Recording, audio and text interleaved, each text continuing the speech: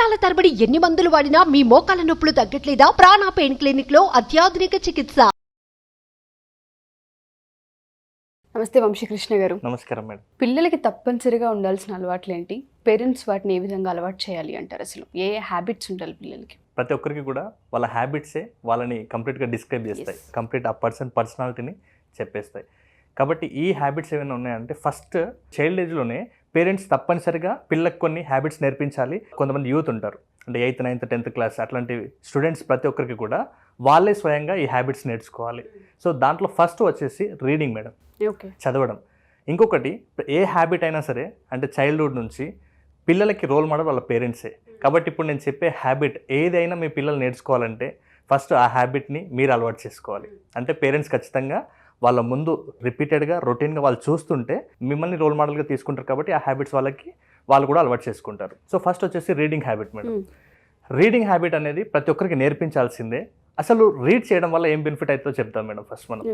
అయితే మనం పుస్తకం చదివేటప్పుడు ఏ స్టోరీ చదివినా మన లోపల ఒక ఊహ అనేది వస్తుంది. అయితే అక్కడ మనం ఆ ఇమాజిన్ ఏదైతే చేసుకుంటామో దాని ద్వారా మన బ్రెయిన్లో న్యూరో కెమికల్స్ ప్రొడ్యూస్ అవుతాయి మేడం.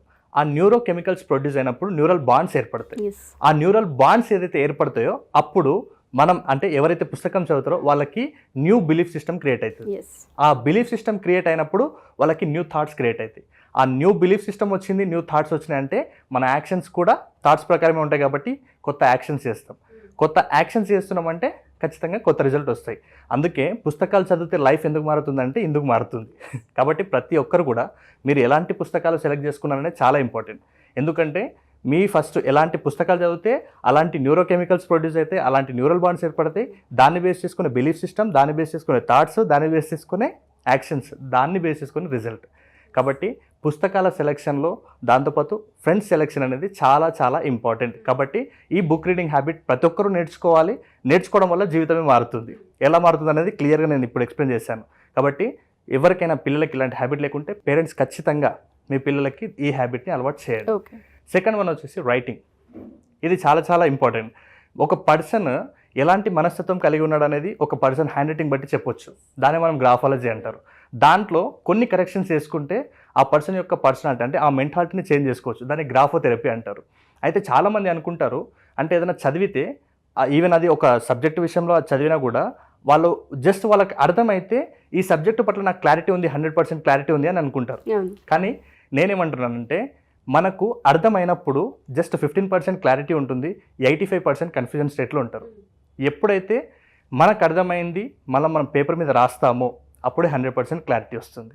కాబట్టి ప్రతి ఒక్కరికి కూడా ప్రతి ఒక్క స్టూడెంట్, ప్రతి ఒక్క పేరెంట్ పిల్లలకి ఈ రైటింగ్ అనేది హ్యాబిట్గా మార్చాలి ఖచ్చితంగా. ఎందుకంటే hand writing is not hand writing, it is a brain writing. మన కంప్లీట్ పర్సనాలిటీని, థాట్ ప్రాసెస్ని, మెమరీ పవర్ని ఇంక్రీజ్ చేసుకునేది ఏదైనా ఉంది అంటే అది హ్యాండ్ రైటింగ్. కాబట్టి పిల్లలు ప్రతి ఒక్కరు కూడా మీరు ఏదైతే నేర్చుకున్నామని అనుకుంటున్నారో దాన్ని రాయడం ప్రాక్టీస్ చేయండి. ఈవెన్ అది గోల్స్ అయినా సరే మీరు రాసినప్పుడే అది యాక్షన్లోకి వస్తుంది. ఓన్లీ బ్రెయిన్లో ఉంటే అది జస్ట్ డ్రీమ్ లాగానే మిగిలిపోతుంది. ఎప్పుడైతే మనం యాక్షన్లోకి పెట్టి పేపర్ మీద రాస్తామో అది రియాలిటీలోకి వస్తుంది. కాబట్టి ఖచ్చితంగా ఫస్ట్ రీడింగ్, నెక్స్ట్ వచ్చేసి రైటింగ్. నెక్స్ట్ పిల్లలకు నేర్పించాల్సిన హ్యాబిట్ ఏంటంటే మెడిటేషన్. బయట నుంచి కొన్ని ఫిజికల్గా కొన్ని యాక్టివిటీస్ నేర్పిస్తే వాళ్ళకి నేర్చుకుంటారు. మెంటల్గా పిల్లలు హ్యాపీగా ఉండడం కూడా చాలా ఇంపార్టెంట్. కాబట్టి మెడిటేషన్ అనేది ఖచ్చితంగా నేర్పించాలి వాళ్ళ మానసిక స్థితి కరెక్ట్ ఉండడం కోసం. ఇప్పుడు చాలామంది డిప్రెషన్, యాంగ్జైటీ ఇలాంటి స్ట్రెస్కి లోన్ అవుతుంటారు. రీజన్ ఏంటంటే మనకు ఏదైనా ఒక థాట్ వచ్చినప్పుడు మన బ్రెయిన్లో ప్రొడ్యూస్ అయ్యే కెమికల్స్ ఉంటాయో అవి ఇంబ్యాలెన్స్ అవుతుంటాయి. ఆ ఇంబ్యాలెన్స్ అయినప్పుడే వీళ్ళు బ్యాలెన్స్ చేయలేక స్ట్రెస్, డిప్రెషన్లకు వెళ్ళి ఒకే థాట్లో ఉండి ఆ సర్కిల్ నుంచి వాళ్ళు బయటికి రాలేక వాళ్ళు ఇబ్బందులు పడుతుంటారు. కాబట్టి ప్రతి పేరెంట్ కూడా ఈవెన్ ఒకవేళ పెద్దవాళ్ళు అయినట్లయితే ఈవెన్ మీ పనులు మీరు చేసుకునే ప్రతి ఒక్కరు కూడా మెడిటేషన్ అనేది అలవాటు చేసుకోండి. దాని ద్వారా మీకు మానసిక పరిస్థితి మీ కంట్రోల్లో ఉంటుంది. ప్రతి చిన్న విషయానికి భయపడడం, ఆందోళన చెందడం, లేకుంటే పరీక్షలు అంటే భయం, ఎగ్జామ్స్ అంటే భయం, ఇట్లాంటివి ప్రతి ఒక్కరు కూడా రొటీన్గా ఫీల్ అవుతుంటారు. దీన్ని ఓవర్కమ్ చేయాలంటే ప్రతి ఒక్కరు నేర్చుకోవాల్సింది, పేరెంట్స్ నేర్పించాల్సింది మెడిటేషన్. నెక్స్ట్ ప్రతి పేరెంట్ పిల్లలకు నేర్పించాల్సింది, ప్రతి పిల్లలు కూడా నేర్చుకోవాల్సింది ఇంకా ఏదైనా హ్యాబిట్ ఉంది. 4th హ్యాబిట్ అంటే దట్ ఈస్ గ్రాటిట్యూడ్ మేడం. అంటే మన దగ్గర ఏదైతే ఉందో దానికి మనం సాటిస్ఫై చెందడం, ఇంకా దాన్ని ప్రతిరోజు కూడా డెవలప్ చేసుకోవడం. దీని ద్వారా పిల్లల యొక్క పర్సనాలిటీ చాలా అందంగా తయారవుతుంది. వాళ్ళ లోపల ఏదైతే స్కిల్ ఉందో ఆ స్కిల్ని వాళ్ళు బయటకు తీసే అవకాశం ఉంటుంది.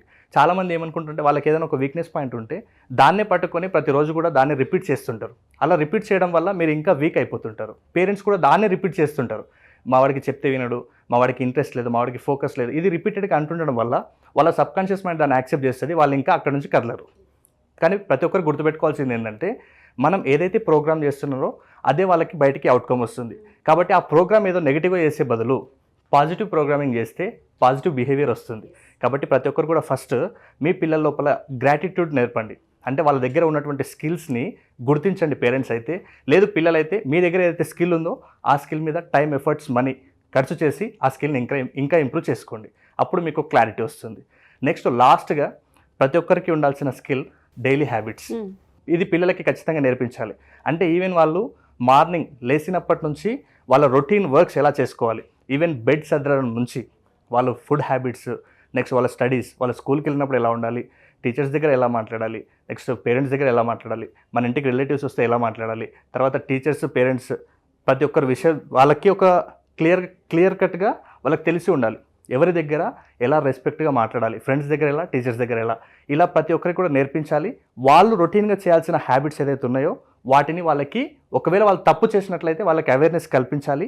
ఒకవేళ చేయాల్సిన పనులు వాయిదా వేస్తున్నారంటే అది వాళ్ళ బాధ్యతగా వాళ్ళని గుర్తు చేయాలి. కాబట్టి ఈ 5 హ్యాబిట్స్ ఎవరైతే రొటీన్గా రెగ్యులర్గా ఫాలో అవుతుంటారో వాళ్ళు ఖచ్చితంగా లైఫ్లో ఏదో ఒకరోజు సక్సెస్ అవుతారు. సో ఎవరైతే ఈ రీజన్స్ అగ్రి అవుతూ ఉంటుంటారో, అవును మాకు ఈ ప్రాబ్లం ఉందని చెప్తూ ఉంటుంటారు, యాంగ్జైటీ, ఫియర్, హ్యాండ్ రైటింగ్, మర్చిపోవడం, ఇటువంటివి ఏవైతే ఉంటుంటాయో వాటన్నిటికీ మనం క్లాసెస్ అని చెప్తున్నాం. దానికన్నా ముందు ఎవ్రీ సండే ఫ్రీ డెమో అని కూడా మీరు అనౌన్స్ చేశారు. ఏ విధంగా ఉండే అవకాశం ఉంటుంది, వీళ్ళకి ఏ విధంగా హెల్ప్ అవుతుంది? ఎందుకంటే ఇది ఎగ్జామ్స్ టైం, ప్రతి పిల్లలకు కూడా ఈ పీరియడ్, ఈ క్లాసెస్ చాలా అవసరం కాబట్టి అడుగుతున్నాను. సో ఒకసారి దీని డీటెయిల్స్. ఇప్పుడు మనం ఒక ప్లేస్ నుంచి ఇంకొక ప్లేస్కి పోవాలంటే నడుచుకుంటూ పోవచ్చు, సైకిల్ నుంచి పోవచ్చు, బైక్ మీద పోవచ్చు, బస్ పోవచ్చు, ఇంకా బెటర్ వే ఫ్లైట్ ఎక్కి కూడా పోవచ్చు. అయితే చాలామంది విద్యార్థులకు ఇలాంటి అవకాశాలు ఉన్నాయి. అంటే స్టడీస్లో మేము స్ట్రగుల్ అవుతున్నాము, ఈ స్ట్రగుల్ నుంచి మేము స్ట్రెస్ లేకుండా చదువుకోవచ్చు అనే విషయాలు చాలామంది పిల్లలకు తెలియదు. అంటే మనం ఒక లైఫ్లో సెట్ అయినా, లేకుంటే మనం ఉన్నతంగా ఒక సక్సెస్ఫుల్ పర్సన్ అని ఎప్పుడు అనిపించుకుంటామంటే చదువుతో పాటు ఒక స్కిల్ నేర్చుకున్నప్పుడు, ఆ చదువు ప్లస్ స్కిల్ యాడ్ అయినప్పుడు మనకు మన లైఫ్కి, మన లైఫ్ పర్పస్కి ఒక అర్థం ఉంటుంది. కాబట్టి చాలామంది ఓన్లీ చదవడం మీదనే ఫోకస్ చేసి మిగతా స్కిల్స్ కూడా తీసుకుంటలేరు, మిగతా స్కిల్ నేర్చుకుంటలేరు. సో వీళ్ళందరి కోసం ఇలాంటి స్కిల్స్ ఉంటాయని తెలియదు ఫస్ట్. కాబట్టి మీ అందరి కోసం నేను ఏం చేస్తున్నానంటే ప్రతి సండే కూడా ఒక అవేర్నెస్ ప్రోగ్రామ్. అసలు స్టడీస్ చదవాలంటే ఎలాంటి మెథడ్స్ ఉంటాయి, ఏ మెథడ్స్ ద్వారా చదివితే మనకి ఈజీ గుర్తుంటుంది, చదవడం ఒక్కటైనా మళ్ళీ రివిజన్ కూడా ఎలాంటి మెథడ్ నుంచి చేసుకోవాలి, హ్యాండ్ రైటింగ్ ఇంప్రూవ్ చేసుకోవాలంటే ఎలాంటి టిప్స్ పాటించాలి, ఇలా కంప్లీట్గా ఒక స్టూడెంట్కి సంబంధించినటువంటి బ్లూ ప్రింట్ నేను ప్రతి స్టూడెంట్ కూడా అందించాలనేది నా లక్ష్యం. కాబట్టి ఎవరు కూడా స్ట్రెస్కి, డిప్రెషన్కి గురవ్వకుండా, ప్రతి ఒక్క స్టూడెంట్ కూడా స్ట్రెస్ లేకుండా చదువుని ఒక ఆటలా సాగించి అద్భుతమైన రిజల్ట్ తీసుకోవాలనే ఉద్దేశం మీద నేను ప్రతి సండే కూడా అవేర్నెస్ ప్రోగ్రామ్ని కండక్ట్ చేస్తున్నాను మేడం.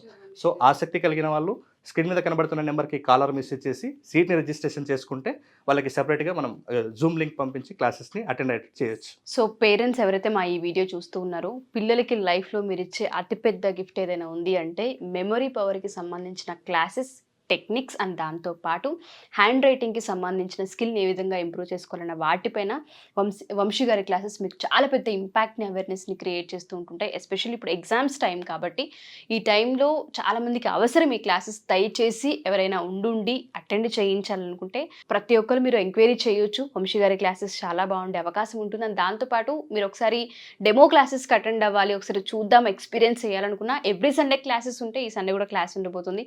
కింద స్క్రోల్ అవుతున్న కాంటాక్ట్ నెంబర్ని కాంటాక్ట్ చేస్తే మీకు డీటెయిల్స్ ఇచ్చే అవకాశం ఉంటుంది. థ్యాంక్ యూ వంశీ గారు, థ్యాంక్ యూ సో మచ్.